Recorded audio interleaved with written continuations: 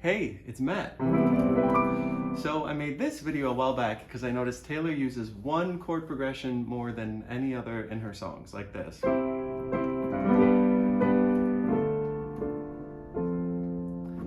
21 songs, in fact, most of her biggest hits, and no other artist does this. It's really something that's specific to Taylor, and so I thought I'd geek out on music theory a bit and try to figure out why, and I think I discovered something kind of cool. So the first thing to point out is that this magic Taylor Swift chord progression is really just a twist on the most popular chord progression in music, which I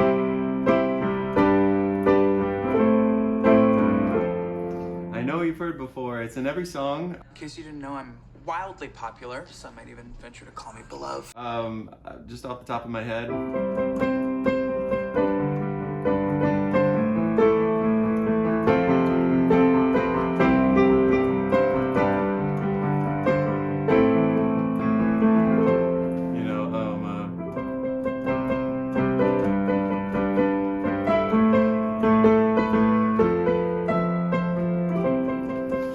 It's in every song.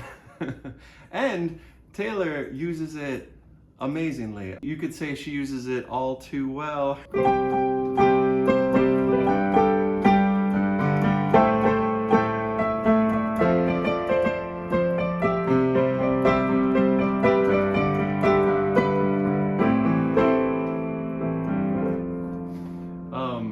The power of this chord progression is that minor 6 chord. Carries with it a lot of sadness, a lot of grief, weight, it just kind of lands in minor. And a song like Someone Like You brings that grief out really well. And Taylor knows how to bring it out really well too. Like I'm thinking about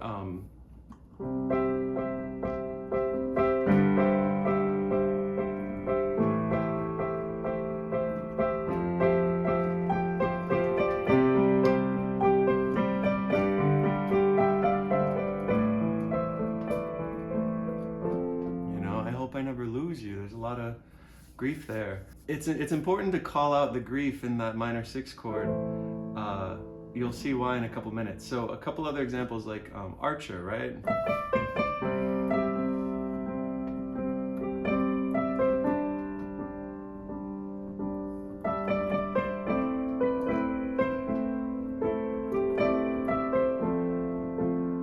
Okay, I messed that up a little bit, but you know, who could ever leave me? You know, there's sadness there, there's weight, there's heaviness there. When we hear this chord progression, we expect it to go to that minor 6 chord, which is what makes what Taylor does so good, because she tweaks it to a minor 2 chord.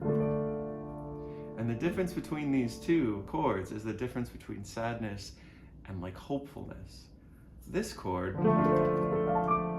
it sounds wistful and dreamy. Literally dreamy, right?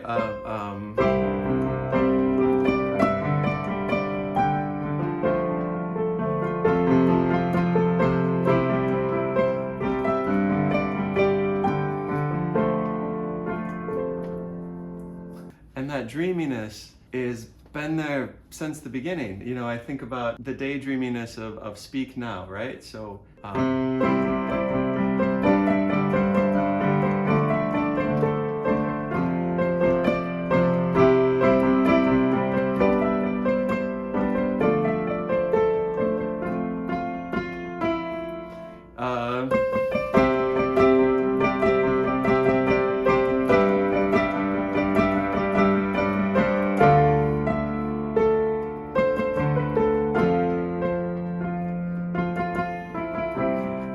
she's like, can't you see? And it just brings out that feeling of that 2 chord. It's this idea of like wistful, imagining something better. But I think the magic of this chord progression is that we expect it to go, oh hey kitty, we expect it to go to a sad place, but she flips it and she turns sadness into hope. So like take Getaway Car for instance. I love this song.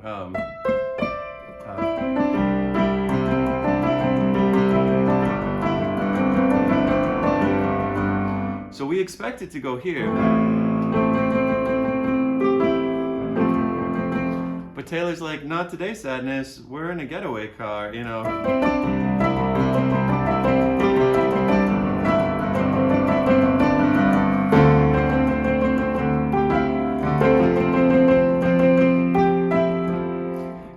magical about that chord, sliding it in there where it's not expected.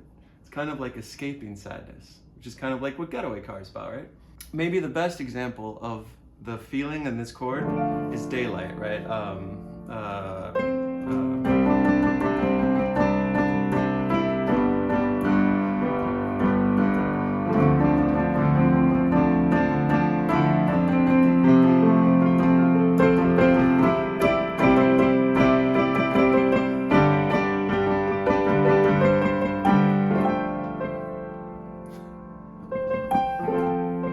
You know, Daylight,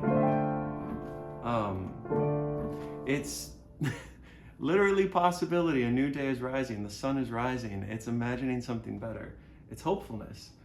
It's just so good at this. It's in 21 songs. And you can really hear the difference between the sadness and the hopefulness if you like flip it the other way and you put the chord in like a sad song. Just take like you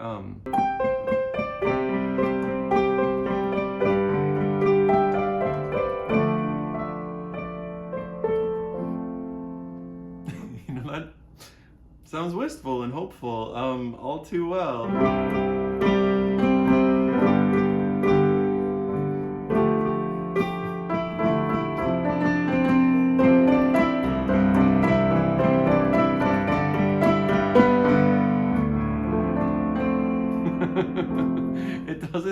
It doesn't land in grief. It doesn't have a weight to it, you know. All too well, she is standing in her grief. She's remembering it. She's not thinking about the future. She's thinking about the past. So yeah, like I looked through all 21 songs and she just keeps summoning that dreamy, wistful hopefulness.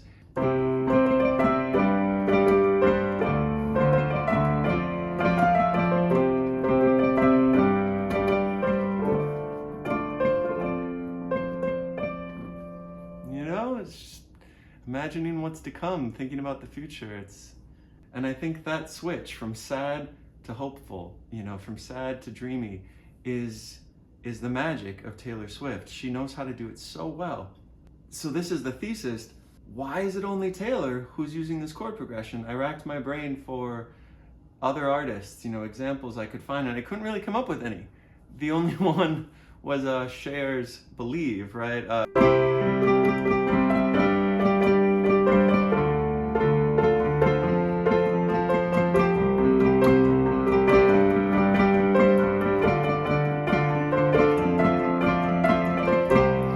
That's pretty on the nose. It's like, can you believe in life after love? Like, can you imagine something better?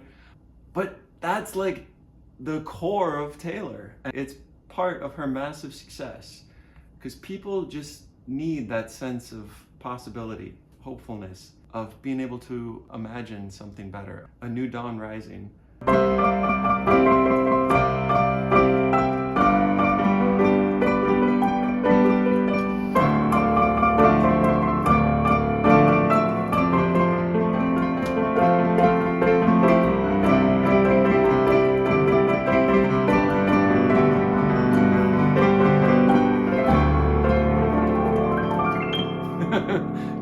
That's the Taylor chord with an added fourth.